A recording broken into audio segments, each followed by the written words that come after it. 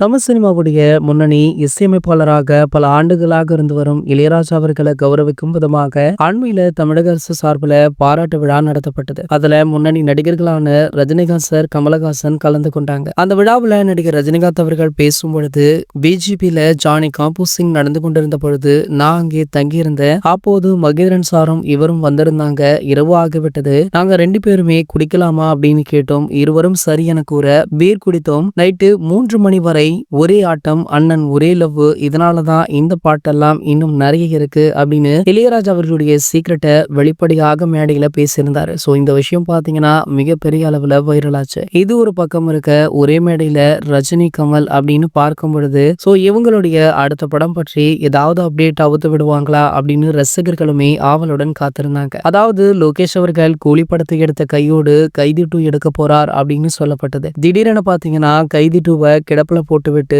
தற்போது super star Rajinikanth அவர்களையும் கமலஹாசன் அவர்களையுமே வைத்து புதிய படம் ஒன்றை இயக்க போவதாக சொல்லியிருந்தாரு. சோ அதற்கான அறிவிப்பு பாத்தீங்கன்னா அடுத்த வாரம் வெளியாகும் அப்படின்னு சொன்னாங்க. ஆனால் இன்னுமே அந்த அறிவிப்பு வெளியாகல. சோ தற்போது வெளியாக உள்ள தகவல் என்ன அப்படின்னு கேட்டீங்கன்னா, இந்த படத்திற்கான அறிவிப்பு அடுத்த மாதம் தான் வெளியாகுமா. சோ படத்திற்கான முதற்கட்ட வேலைகளுமே ஒரு பக்கம் அதிரடியாக நடந்துட்டு இருக்கா. இது போன்ற செய்திகளை பற்றி நீங்க உடனே தெரிஞ்சுக்க நம்மளுடைய சேனலை மறக்காம சப்ஸ்கிரைப் பண்ணிக்கோங்க.